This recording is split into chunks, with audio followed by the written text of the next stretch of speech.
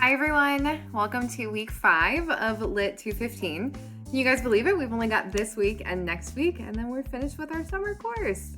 This has been crazy and tons of fun. I hope that you guys are enjoying your projects so far, and I'm really excited to see your drafts this week. So I'm going to try and keep this video short and sweet. We're going to talk a little bit about political literature and then the 1960s, and I'll go over a little bit about what I'm looking for in your major assignment this week, which is your project draft. So let's go ahead and get started. Assignments for week 5 are going to look really familiar. You've got a reading quiz, number 5, due Thursday. This is your second to last, so yay. Then you've got a discussion board post due Thursday. Don't forget to respond to classmates by Sunday. And the discussion boards are worth a lot of points, primarily because this is a short course, right? So make sure that you were responding to the prompt to the best of your ability and that you're responding to other classmates with questions, comments, kind of creating that conversation. And then your major assignment this week is going to be a draft of your literary project. So I know that the last several weeks we've been sort of quickly developing these ideas about what your project should focus on. You gathered readings specifically on your theme, did a critique of one of those readings, and now what we're going to do is put all of what you've learned from those readings together into the draft of your project. So we'll talk a little bit about that as well. Before we get into your draft, I wanted to continue on with our sort of survey of multicultural literature and talk about the 1960s. So last week we discussed the 70s and the kind of impact of the aftermath of the Vietnam War. And the 60s was really a time of a lot of change leading up to the kind of breaking point of the 70s. So your text calls this decade postmodernism and other violent changes. So next week we'll talk a little bit about the 1940s and 50s, which were pretty idyllic for American society. This was when the US was really at the peak of its perception as a world and social superpower. So in the 60s, you're starting to see a lot of, disillusionment that starts here.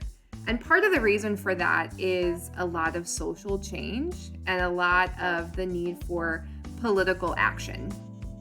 So if you've ever heard Bob Dylan's song, The Times They Are A-Changin', this is actually pretty indicative of the entire decade of the 60s. There's a part in the song where he says, something's happening here, but you don't know what it is. And that's, I think, the feeling that we really capture in the 60s. So we see in this decade a lot of politically charged literature and a focus on what's called postmodernism. So modernism would be the move from traditional English literature into more contemporary literature that focuses on more current events, right?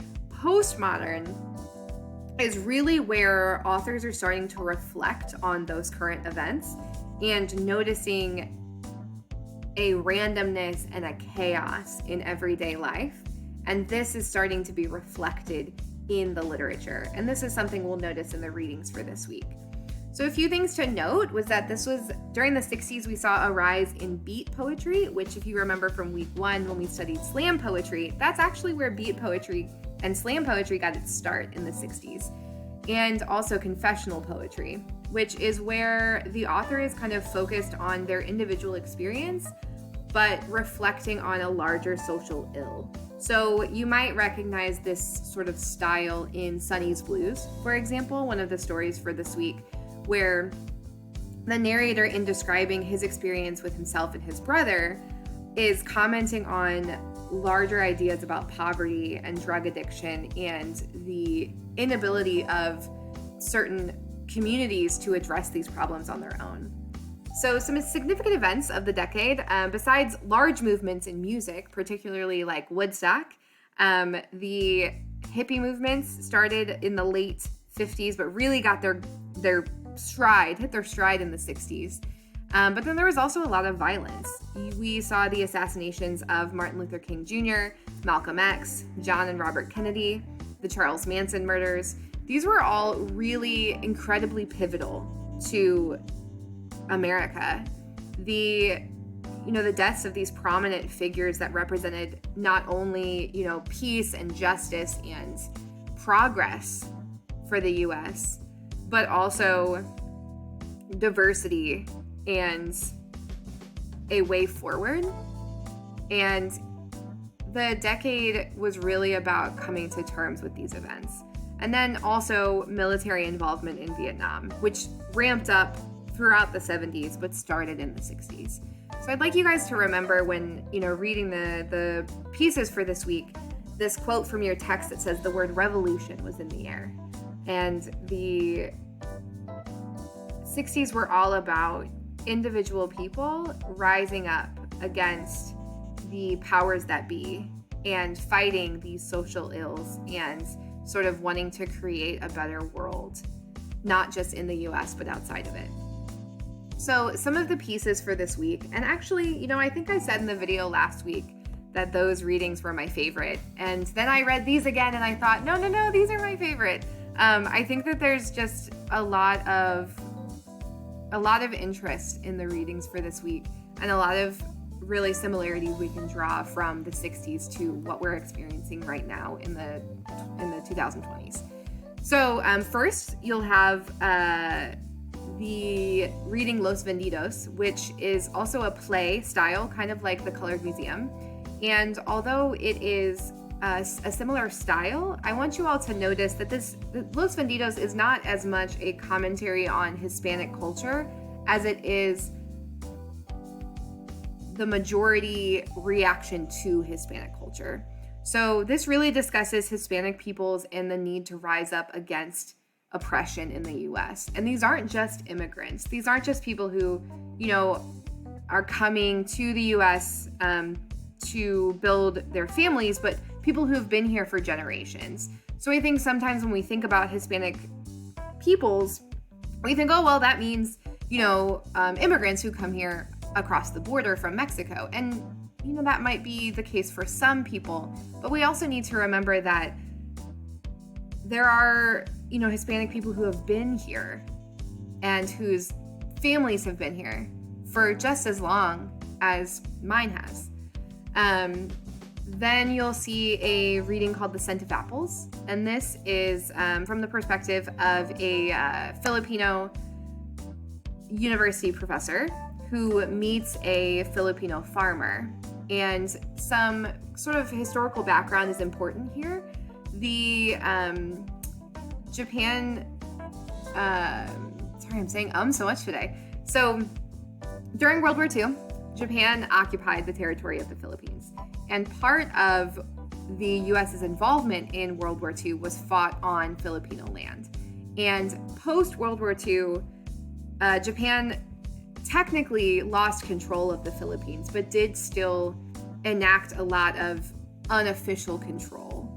And like we saw last week in the reading about Antigua, Japan's influence in the Philippines really had a profound effect on that country and its people. And that violence and the fighting in World War II displaced a lot of Filipinos to the US. So kind of think about how that experience compares to those of the characters in Los Vendidos. And then you'll also see we've got part of Cesar Chavez's biography. So if you've not heard of Cesar Chavez before, he was a really pivotal civil rights activist, particularly for Hispanic farmers in California. And what he worked to do was found one of the first labor unions for farmers, which was really pivotal to the fight for equal rights for Hispanic workers. And then finally, there's a text called Sonny's Blues, which really discusses this cycle of poverty and drug addiction in Harlem in New York, but also I think we can draw sort of bigger conclusions about poor communities and the social ills that affect the people that live there. All right, so I hope you guys enjoy the readings for this week and that you can kind of get an understanding of what political literature from this time period really looks like. And finally, your major assignment for this week is going to be a draft of your literary project. So, remember that you have 4 options. if you decide to do a PowerPoint or Google slide presentation, I would like your presentation to be about 10 slides. And I'd like to see more than just a picture and a few words on your slides. I don't need paragraphs, but I do need to get an idea of your theme, the readings that you've looked at, and then your findings. Kind of how have you started to answer your question, right? Second option is to do an analysis essay. I would say your essay might be about 5 pages, but I wouldn't worry at this point too much about the length. But essentially, your thesis is going to be your answer to that driving question. So say my driving question was, how are Native American women portrayed in multicultural literature? And say my readings have shown me that Native American women are portrayed as resilient but bitter and angry.